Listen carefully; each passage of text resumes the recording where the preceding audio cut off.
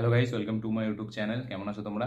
এখন আমরা কথা বলবো অমর সিং চমকিলার ট্রেলার নিয়ে। কালকে ট্রেলারটি ছাড়া হয়েছে, কালকে কিছু প্রবলেম ছিল, সেই জন্য এই ট্রেলারটি রিভিউ করা হয়নি। তো আজকে এটা নিয়ে কথা বলবো। এই সিনেমাটিকে ডিরেক্ট করছে ইমতিয়াজ আলী, যার পেছনে সিনেমা আপনারা সকলেই জানেন, তামাশা, রকস্টার, তারপর যা ভ্যারি মেট সিজল, শাহরুখ খানকে নিয়ে। তো সেই সিনেমার ডিরেক্টর, এবং এতে মিউজিক দিয়েছে এ আর রহমান, এবং এতে মেন লিড চরিত্রে আমরা দেখতে পেতে চলেছি দিলজিৎ দোসান এবং পরিণীতি চোপড়াকে।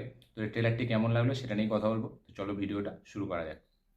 তো এই ট্রেলারটি আমার বেশ সুন্দর লেগেছে, মোটামুটি হেভি লেগেছে, খুব একটা এক্সট্রাঅর্ডিনারি কিছু লাগেনি, আবার খুব খারাপও লাগেনি, আবার একদম যে হেভি একটা ট্রেলার সেটাও মনে হয়নি।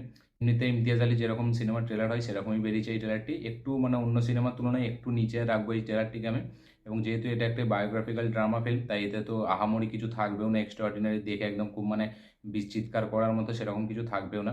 তো এর গল্পটা হলো যে অমর সিং চমকিলা, যে একটা পাঞ্জাবের খুব মানে কম বয়সে খুব ফেমাস একটা সিঙ্গার হয়ে গেছিল, যে 27 বছর বয়সে তাকে সে মারা যায়, তাকে মেরে দেওয়া হয়, মানে শুট আউট করে তাকে মেরে দেওয়া হয়। এবং সে অল্প বয়সে খুব ফেম পেয়ে গেছিলো, এবং তার যে গান ছিল তার লিরিক্সের মধ্যে মানে কিছু সমস্যা ছিল, এটা নিয়ে প্রচুর ক্রিটিসিজমও হয়েছিল ব্রুটালভাবে। এবং সেই কারণে তাকে মেরে দেওয়া হয়। সে মানে 1988 সালে মার্চ মাসে, হয়তো আমার ঠিক মনে পড়ছে না, কিন্তু 1988 সালে তাকে মেরে দেওয়া হয়। সে একটা মানে কনসার্টে যাওয়ার জন্য গাড়ি থেকে বেরিয়েছিল, সে আর তার ওয়াইফ। তো তাকে মেরে দেওয়া হয়েছিল। তো তারই লাইফের স্টোরি দেখাতে চলেছে এই সিনেমাটি। এবং এতে পরিণীতি চোপড়াকে আমরা অমর সিং চমকিলার ওয়াইফের চরিত্রে দেখতে পেতে চলেছি, মানে অমরজিৎ কর যে ছিল। তো তাদের দুজনকে একসাথেই মেরে দেওয়া হয়েছিল। তো এই সিনেমাটি সেটারই গল্প বলছে। তো এবারে দেখা যাক ইমতিয়াজ আলী এই গল্পের বায়োগ্রাফিক্যাল ড্রামা ফিল্মটাকে কিরকমভাবে প্রেজেন্ট করে আমাদের সামনে। কারণ তার সিনেমা আমরা সকলে জানি, ইমতিয়াজ আলী এমন একটা ডিরেক্টর যে তার সিনেমা হয়তো খুব হেভি হয় না, কিন্তু পরে সোশ্যাল মিডিয়ায় তার কিছু কিছু স্টেটাস আমরা মানে ভাইরাল হয়তো দেখেছি প্রচুর পরিমাণে। সেই সিনেমার মানে কিছু কিছু ক্লিপস প্রচুর মানে স্যাড স্টেটাস বলুন বা কোনো মানে লাইফের মোটিভেশন স্ট্যাটাস বলুন, সেই স্ট্যাটাসে আমরা সেই সিনেমার ক্লিপ দেখতে পাই। সে যে কোনো সিনেমার বলুন, রকস্টার বলুন, তামাশা বলুন, রণবীর কাপুরের তো মানে এই তামাশা রকস্টার তো মানে পুরো ছড়িয়ে আছে সোশ্যাল মিডিয়ায়। তার সাথে সাথে শাহরুখ খানের যা ভ্যারিমেন্ট সিজন। তার সিনেমা যদিও খারাপ হয়, কিন্তু তার মানে ওই যে ক্লিপগুলো খুব ভাইরাল হয় সোশ্যাল মিডিয়ায় আমরা দেখেছি। এবং অলরেডি সে অনেক ব্লকবাস্টার সিনেমা তো দিয়েছে হেভি হেভি, যেমন আমাদের রকস্টার বলুন, লাভ আজকাল, তারপরে তামাশা। তামাশা সিনেমাটা যখন বেরিয়েছিল অতটা মানে সেরকমভাবে নাম হয়নি, কিন্তু পরে একটা হেভি একটা মানে ভালো দারুণ একটা স্ট্যাটাস পেয়েছে। সিনেমাটা খুবই ভালো, প্রথমে হলে এসেছিল অতটা চলেনি, কিন্তু পরে একটা বেশ ভালো রেসপন্স পেয়েছিল। যখন সিনেমা সে করে থাকে, সে খুবই একজন ক্যাপেবল ডিরেক্টর, হেভি একটা ডিরেক্টর। তো এবার দেখা যায় সে বায়োগ্রাফিক্যাল ড্রামা ফিল্মকে কেমনভাবে হ্যান্ডেল করে।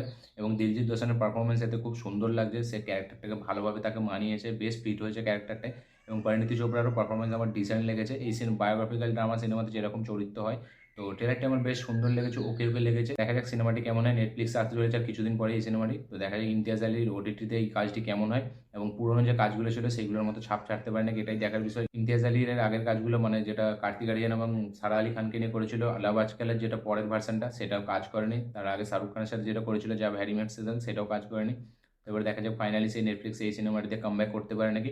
এবং ইমতিয়াজ আলীর কামব্যাক করা অবশ্যই দরকার আমারও মনে হয়, সেই যেহেতু খুবই একটা ভালো ডিরেক্টর। তো দেখা যাক দিলজিৎ দোসান এর পারফরমেন্সটা কেমন হয় এবং ইমতিয়াজ আলীর ডিরেকশন কেমন হয়। এ আর রহমানের গান এতে খুবই সুন্দর লাগছে। তো এবার দেখা যাক সিনেমাটি কেমন হয়। সিনেমাটি কিছুদিন পরেই আসছে, নেটফ্লিক্সে আমরা দেখতে পেয়ে যাবো। তো আমার ট্রেলারটি বেশ মোটামুটি ভালো লেগেছে, খুব হেভি লাগেনি, আবার খুব খারাপও লাগেনি। সিনেমাটির জন্য ওয়েট করে আছি। তো আপনাদের ট্রেলারটি কেমন লেগেছে দেখে এটা অবশ্যই কমেন্ট করে জানাবেন, এবং আমার এই ভিডিওটি ভালো লেগে থাকলে অবশ্যই লাইক, শেয়ার, কমেন্ট করুন।